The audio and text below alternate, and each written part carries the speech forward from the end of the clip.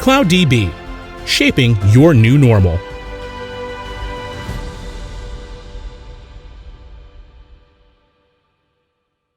If you're an Apex developer who's heard lots of buzzwords like AL, AI, and machine learning, and thinking about how you could actually build intelligent Apex applications, well, stop dreaming because it is all possible now.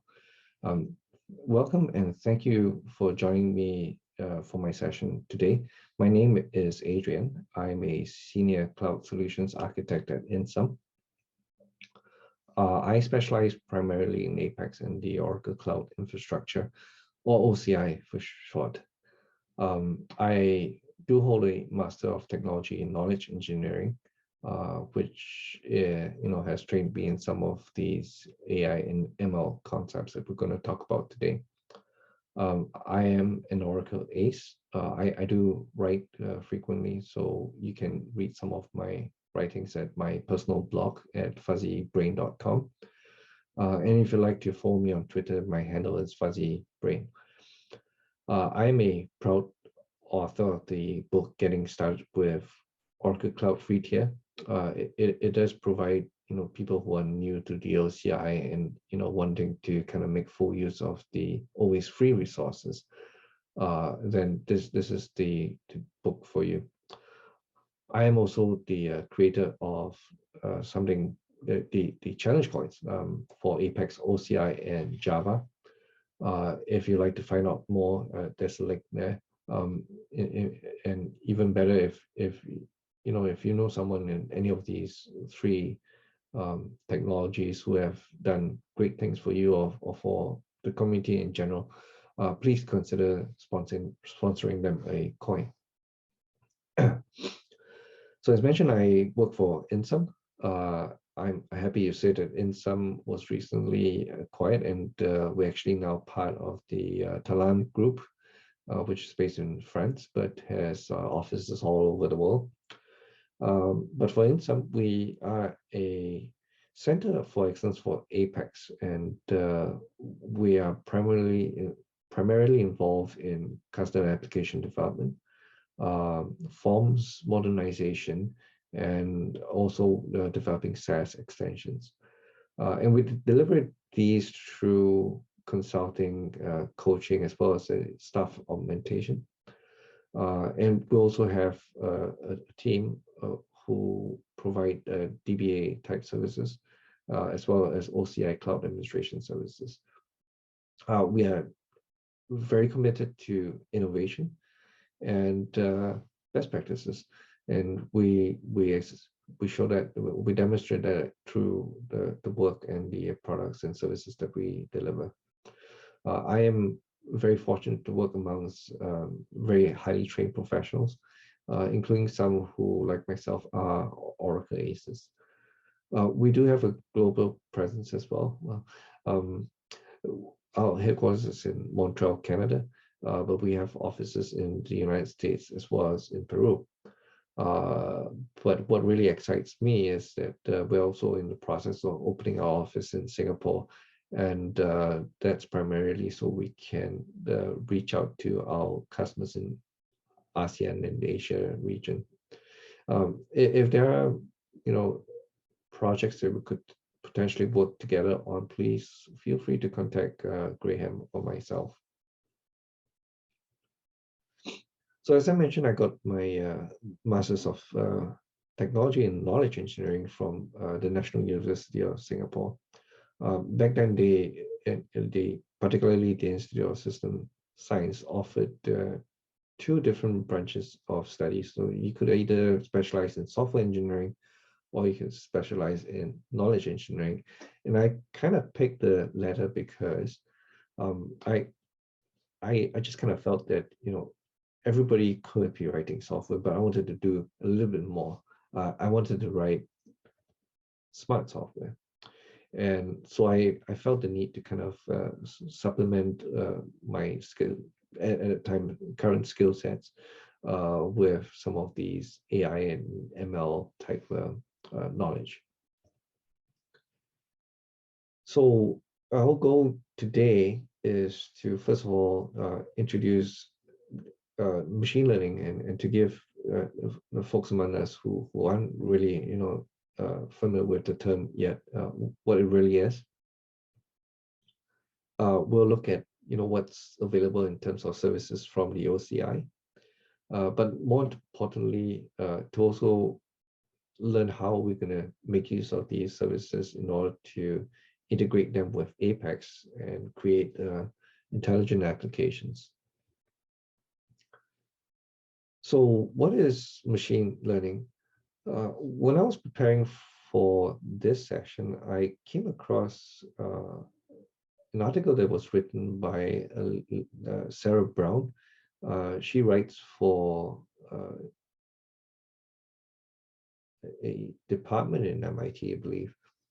But what's interesting is I think she kind of broke down what machine learning is and made it easier to understand even as a lay person. So one of the first paragraphs that kind of caught my eyes defines what machine learning is. And so it's correct. I mean, it is a subfield of artificial intelligence. But what's key about the rest of the sentence is about how we're giving computers the ability to do things, to know how to do things without us providing code instructions to it. And the key part of doing that is to make sure that we're feeding it with lots of data, right? Good data, which we gather from multiple sources, and then we have to kind of massage them, and then use them as training data for these machine learning models. And once we have these suitable machine learning models, we'll then think of how we're going to operationalize it, how to use it in applications, and then allow it to then help us make decisions, maybe based on patterns and its ability to predict outcomes. And this whole text basically summarizes what goes on, I feel, in any type of machine learning type projects. And here you see a industry standard for data mining, and it outlines what the typical process involves. So like in even in software engineering, the first thing that we kind of do is to understand the business, understand the domain itself by learning from the experts, and we do that alongside with the data that they have. And through that partnership, we gradually design strategies on how we're going to prepare the data. And data preparation involves a very tedious process of transforming it to different formats, cleaning missing data, and really a lot of challenging stuff. And only when you have good data, you would then start with training these machine learning models. And even then, it is still going to be an iterative process.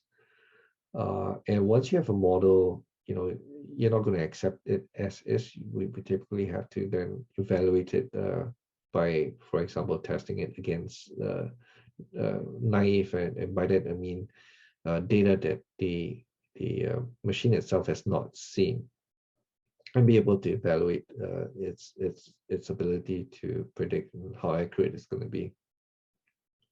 And if at first it fails, then we return back to the fundamentals, going back to the business, the domain experts, and try and see if there's something perhaps we miss.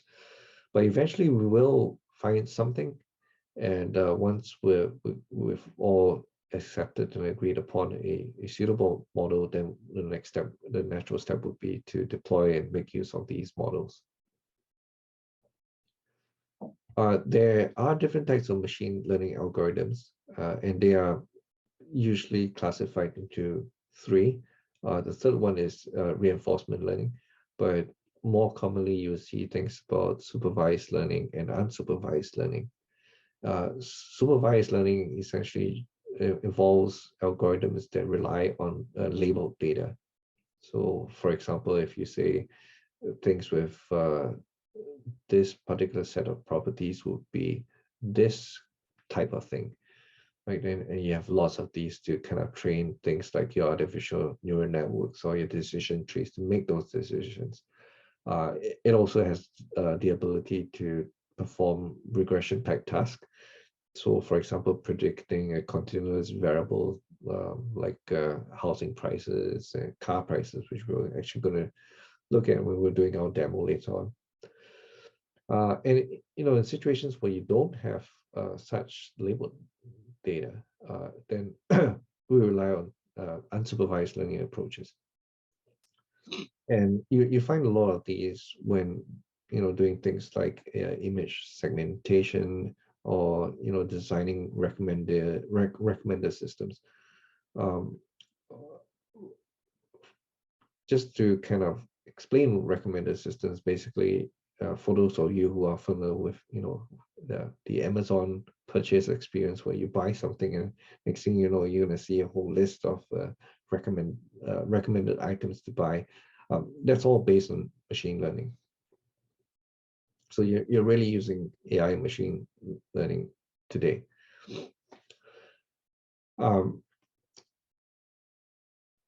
These books are real. They were accumulated over time during my studies, and you can tell that there's actually quite a bit to read and learn and get exposed to. But I have to say, that many years later, we actually, it no longer is a requirement to have all that advanced knowledge about the algorithms, the theory behind it. It's good to have a background, understanding some of the fundamentals, but it's not absolute, right? You don't need to have that kind of background in order to get started with machine learning and use it in practice. And that's really because of like in many software paradigms with modular components that we can plug in. So vendors such as Azure, Microsoft, and AWS, they've now started offering AI services which we can quite easily consume using REST. There are frameworks that kind of help us to train machine learning models and to actually use them. And we'll actually dive into one of these later on. And on the Oracle side of things, there's a whole suite of machine learning products. Oracle Machine Learning used to be known as Oracle Advanced Analytics, and it was mostly centered around the database, the on-premises database, and it was a expensive enterprise edition only database option. But as of version 18.3, Oracle Machine Learning is actually now available at no cost for any edition of the database. And for the on-premises database, what it does provide is OML for SQL. It is a bunch of PL SQL package subprograms that you can use to train and use machine learning models. There is also OML for R, so the Oracle's support for run R in the database. And more recently, we've seen the release of OML for Pi, which is about the same as what OML for R is, but for Python. And it does also include AutoML. And then there's OML for Spark, which I think is still work in progress. On the more visual side, for a long time, we have had Oracle Data Miner and SQL Developer, and it is a UI tool that kind of helps you perform some of these data mining tasks. And if if you started on the Autonomous database, so the Oracle Autonomous database has things like the OML notebooks. There is OML microservices, but I think it's changed its name, so it's now known as OML services. It too has AutoML, but it takes a step further where it provides you a UI to kind of perform the OML, the setup and execution of the pipeline. So just briefly, OML for SQL, it implements a lot of ML algorithms today. Again, it is available through a PL SQL package, and I'm not actually going to kind of cover that today, but it is one of the most traditional way of using, putting ML inside of your Apex application. What I really wanted to kind of focus on really is what the OCI provides. But before I could do that, I thought I might spend a little bit of time talking about the OCI for the benefit of those who are not so familiar with it. The OCI basically is an IaaS, or infrastructure as a service. It provides you things like virtual machines or computes. There are database services that you can use, as well as a whole bunch of cloud native services. It does also include some platform as a service type services, such as the identity cloud service, and even chatbots. But what's probably interesting for those who are in the data science arena would be the availability of Jupyter type notebooks, which you can spin up and shut down when you don't need them. They are also available to you, that there are GPU resources as well. OCI is available across the globe. There are more than 30 regions today, including a few in Asia. The most recent one is the Singapore region.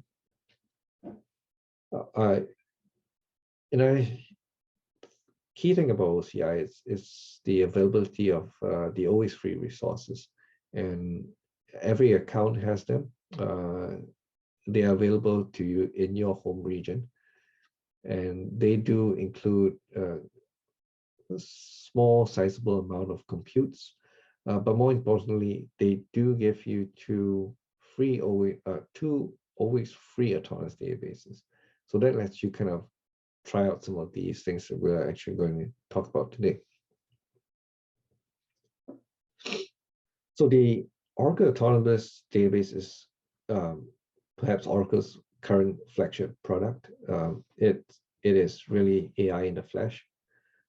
It's proclaimed to be self-driving, securing, and repairing. So maybe that really means you don't need a DBA. Not so true sometimes, but it does alleviate a lot of very mundane stuff that we actually do as DBAs. It has the ability to auto scale. So if you, for example, had the occasional peak loads, the autonomous database will be able to add more OCPUs on the fly, and that helps you cope with the increased loads. And it does have built-in Apex, of course, the OML notebooks, as well as the Graph Studio. And with the autonomous database, it does also have a lot of the features that are otherwise only available to the Enterprise edition. I do want to recommend, if you like to know about how truly autonomous this database is, do search for Sandesh Rao's sessions on this topic about the ML behind autonomous database. I find it very insightful and interesting. It is really AI in practice. So as I mentioned, the autonomous database comes with OML notebooks. It is available provisioned automatically for all different types of workloads except the Apex service, and it's really more about product differentiation. But in a regular paid and even in always free Autonomous Database, you would have OML notebooks. It is built on Apache Zeppelin technology.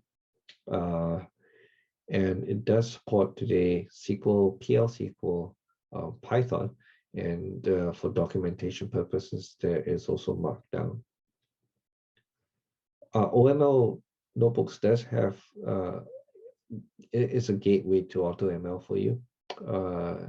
AutoML basically is an automated pipeline, putting your data through algorithm selection, some creative sampling of the data, and then more importantly, helping you to kind of isolate what are relevant features that should be used in the prediction model, and as well, to do hyperparameter tuning, which is, these are actually very time-consuming tasks that and repetitive, and with the AutoML and the AutoML UI particularly, it's all made simple. You just need to click buttons and you're good to go.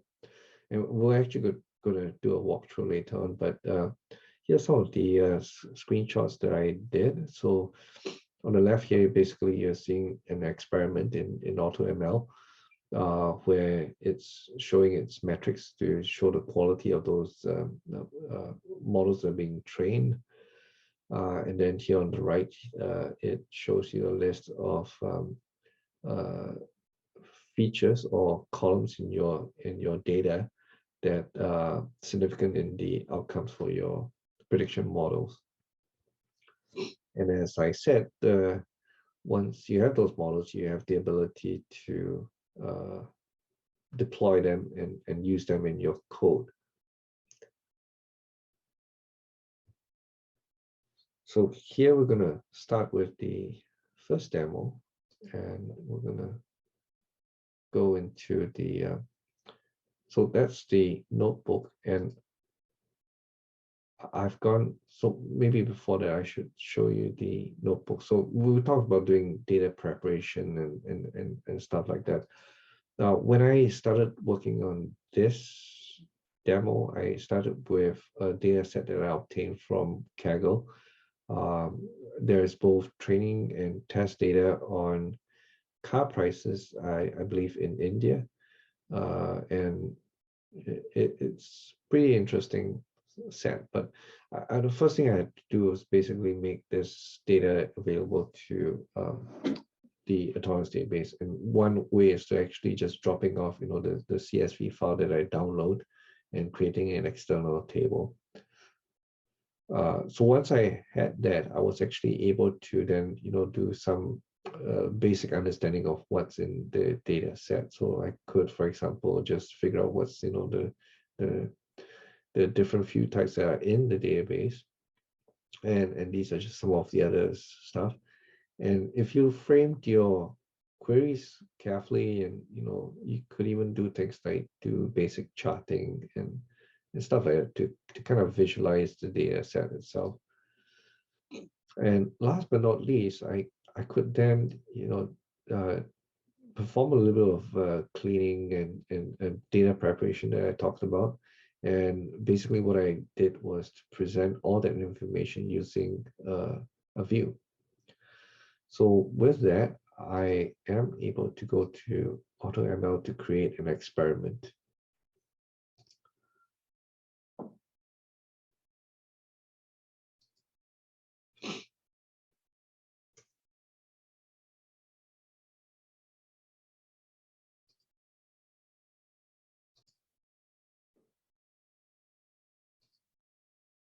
So we'll begin by creating the experiment. So let's say use car sales price demo. We'll need to pick the data source. So as I mentioned earlier, I had kind of prepared that as a view. And I would then select, okay, this, let's try this again, it's not loading correctly.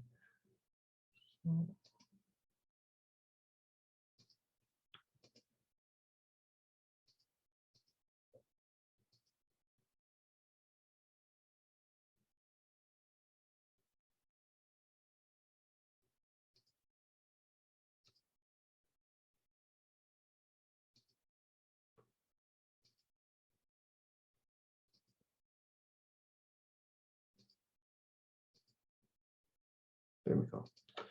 So use car sales price. And the prediction target in our case would be the sales price. And you can see how it knows that, because I've selected a continuous variable, that maybe my prediction type should be regression. But otherwise, we could be doing classification type problems. Then of course I have a primary key here, so that's what I'll kind of use as the case ID. And you have the ability to kind of set some additional parameters, for example, like setting the database level. I can, for example, set high, so if it needed to, it could do all that auto scaling magic. The model metrics, so the effectiveness or the quality of the model, I'm actually going to use the R2, R square. And I'm just going to let it analyze all 5 different types of algorithms that are available to us. So next thing is, the features. So I do know that some of them kind of, well, they correlate with the sales price, not in a meaningful way. So things that has to do with, an actual sale, right? Or maybe even the original price. So I'm going to take those out and leave the other more qualitative type data about the cars in the analysis. So with that, I can then start the experiment, either choosing faster results or better accuracy. Just to get this going fast, we'll do the faster results. And that's it. So now the OML notebooks could, start the whole process, that pipeline that I spoke about earlier on.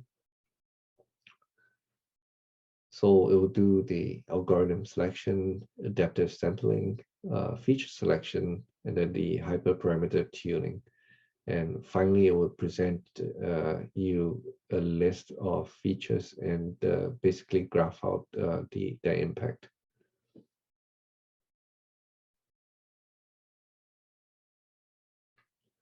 So while it runs, you should be able to see eventually the chart here kind of moving up. But in the interest of time, I'm actually going to go into a previous run that I had. So here you can see how the model was performing over time, gradually reaching a point of about 0.81, 1 being a great and 0 being a lousy model. So neural networks basically came out tops. And here we can see that different aspects about the car that make it more influential in determining what the sales price is going to be. And with that, you can actually go into your list of models. So that model is already here, and you can select on the model and then operationalize it by deploying it. And all you needed to do basically is to specify a URI and a version. So I've already done that. And you'll see in my list of deployments, I have these. This is the most recent one that I'm working with. And here you can see it provides you the metadata, which is important because it tells you what the inputs are going to be and what the outputs are going to be as well.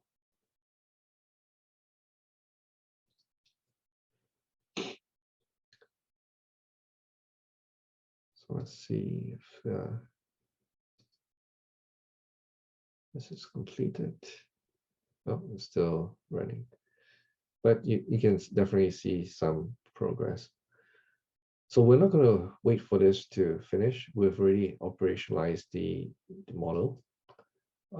And so the next step would be to look at our Apex application. So here I have a simple page that takes in certain things about the car that we have to put as inputs.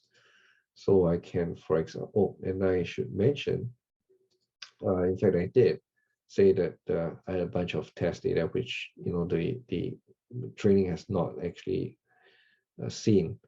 So these are completely naive. I've taken out a subset here, which is my data entry. So I'm just going to put the car name. The make is a Mahindra. The body type here, SUV. Fuel type is diesel. And the transmission is automatic. And the year it was manufactured was 2016 with a great rating. So I can click on suggest, and what it will do is make a REST request and then generate the predicted price. And as you can see, the actual value and what's predicted is actually pretty close. So what goes on behind the scenes is, first of all, in order to make these calls, we need to do authentication. I do have a utility method that I prepared, where basically it's going to take my database username and password, and it's going to spit out the token and the expiration epoch that we'll need. So, and I'm going to make sure that I have the token each time I do a page submit, just in case it's expired. And I do that by means of an application process. So it checks whether the token is present and whether it's expired. And if it has, then it would actually call the authentication method to get my token. So I use this token then when I do a page submit to call the prediction function. And then, of course, I submit that token. And I'll just jump back to my code where basically this outlines what needs to be done, right? So first of all, it does it is a REST request that takes a JSON input, and it's a post method. So I prepare the inputs based on the metadata that we looked at earlier on. We take the token and we put it in an authorization header, and also, of course, specify the content type. And once that's done, I basically just return the results. And then back in Apex, I would pass the response. And inside, I should find the scoring results. So the actual sales the predicted sales price for that car. So that's one way of getting, putting AI and machine learning in your Apex application. But do note that this, at the moment, this approach is feasible really only with the autonomous database. The next one that we would want to look at is the OCI AI services. This is basically a bunch of pre-trained models, as well as there are the things like the anomaly detection and the chatbot services. But in terms of the pre-trained models, we are expecting, I think, next year to see other ones in speech and vision and forecasting as well. And these are REST-based services, kind of like what you've seen in Azure and AWS. And for language services right now, there are 5 pre-trained models. We're going to actually look at doing key phrase extraction in our demo, which is a help desk application. Because it's an OCI REST service, there are a couple of things that you basically need. That's a user and a group that you attach privileges to. You need to have the API key pair, which you would then put in Apex web credentials.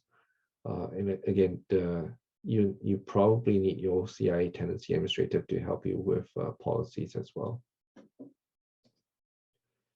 So it is probably the simpler of all the approaches I'm going to talk about today.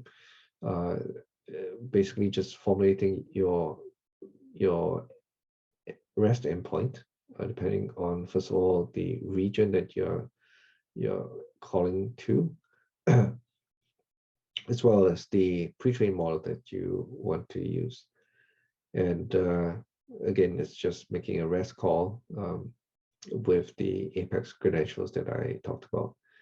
And again, it would return JSON. And in this particular example, we're going to show how we're going to pass out the key phrases. So after the demo, so I have this help desk application. I'm going to create a new issue, and I'm going to say that my throat is sore. I need drink. And when I leave this, it actually sends off this text to the AI service, and it will return key phrases that it found along with some confidence value. In this case, it picked out throat and drink, and I can then go on to create an issue. So this is automatic sort of tagging, right? So you would otherwise maybe expect the user to do this, but now the machine is doing all that for you. And the benefits of that is, if I'm a help desk technician, I can come in and I can use the cool feature called faceted browsing to kind of quickly navigate, so who's having an issue with the mouse, right? Just filter that, and I can find, I quickly identify the ones that I kind of need to deal with. So in the code, again, it's fairly straightforward. We kind of saw that in the slides. When you have the new ticket, it's really just a dynamic action which executes a JavaScript call to your on-demand process. And it's really the on-demand process that would then perform all that magic. So first of all, creating the endpoint, setting up the headers, and then making a REST call with a simple JSON body. And if I remember correctly, all of them is actually just use the same inputs. And after that, you just need to pass it. And in my case, I'm using collections to kind of make it easier to render on the page.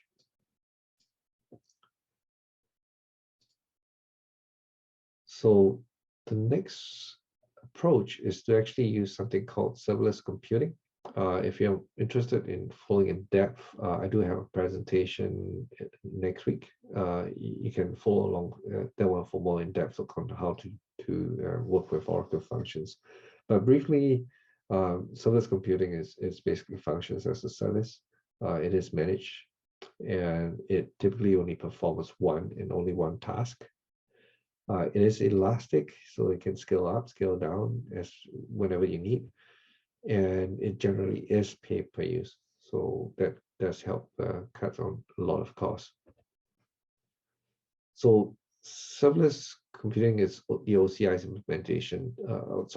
Oracle Cloud Functions is OCI's implementation of serverless computing. It is one of many cloud native services that they have, and it is Docker based, which is good. And it can be triggered by various methods, either using REST API, cloud events, or others. And I'm really going to focus today on cloud events. And it supports different programming languages, so pick the one that is your favorite. So to work with functions, you need a functions API, and of course you have to write code. But with the function CLI, the next thing you need to do after writing all that code is to do a deployment. And that would actually create the Docker image, which then gets published to the OCI container registry. Once that's published, it does get registered with the functions, and then it's just waiting for triggers to trigger it. And when it does get triggered, it'll create a container to perform the work. And after some time, it actually decomposes, and which is sometimes why calling it after a long time actually takes a while for it to kind of start up. So the powerful effect of using serverless computing is that you could practically do anything, things like, for example, doing CV with TensorFlow, but, I didn't really have time to train my own model and do all that. And so I relied on the help of my friends in Singapore. They've created this framework called Peking Duck, and it greatly simplifies the entire CV pipeline. And all, it's truly low code in my opinion. All you need to do really is to create a YAML file, and you pretty much could do some really cool, fancy CV stuff. Inside, you see a layering of different steps in the CV pipeline. So taking how the images are being taken in, what kind of prediction models you want to apply to it, whether it's object detection, pose estimation, and they have a few others. I'm actually going to look for face detection. You can try and get some useful information about your model predictions as well. But in my case, my use case that I'm going to demonstrate later, we don't need that. What I do need actually is to be able to do something with the inputs, and that's to draw or blur images. And last but not least, to be able to do something with that file, and that's actually, in my case, to save it back into an object storage. For more information, please go on to the AI Singapore website to learn more about Peking Duck. Their source code is also available, so feel free to check it out. So let's look at how we're going to do all this with in Apex.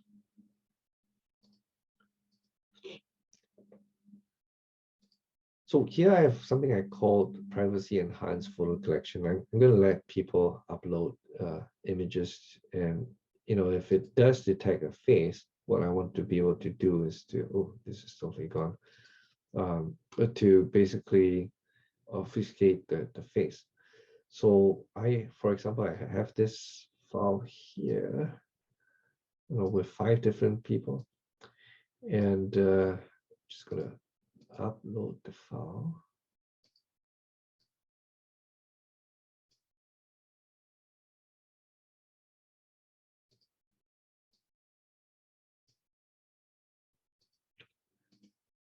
So this actually lets me upload to the object storage, and in the object storage I have a cloud event that I talked about, and it triggers my serverless function to run.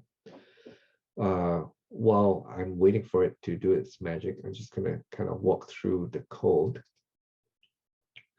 So typically in a serverless, an Oracle Cloud function, you would have these few things, right? For Python, you would have a text file that tells the function CLI what kind of package that I need to install, and that happens through this Docker file here. And there's also a configuration file which sets certain things like the amount of memory and how long to wait before it just kills the process. And then, of course, more importantly, it has a function, a Python script that I run, and here you can see that I import the Peking Duck API. Oracle functions typically would start off with the FTK handler.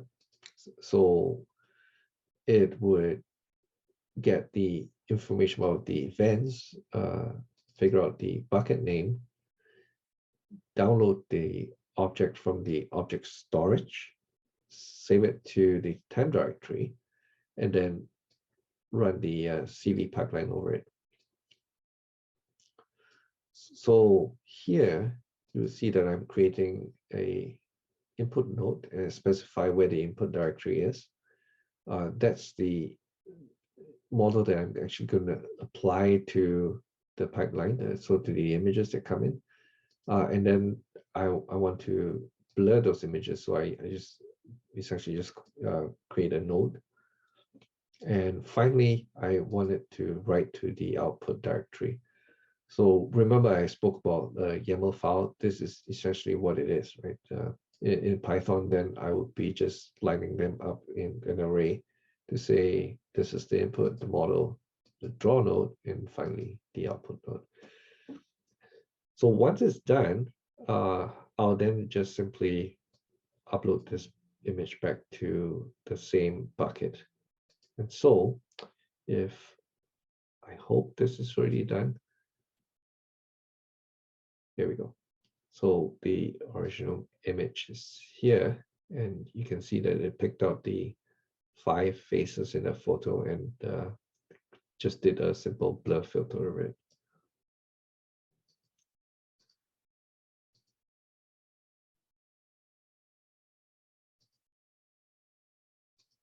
So I hope through the 3 demos that I've shown, I've demonstrated that there are really different ways we could apply ML to Apex applications.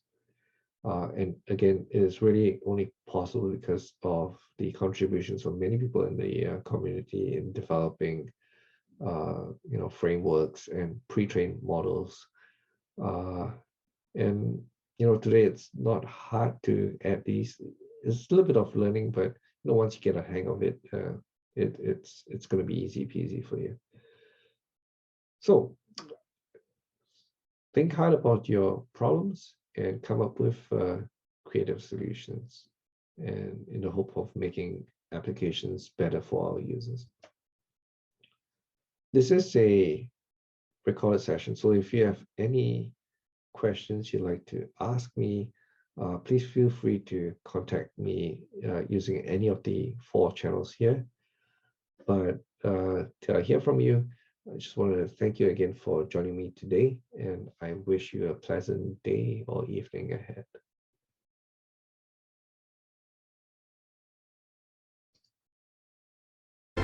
CloudDB, shaping your new normal.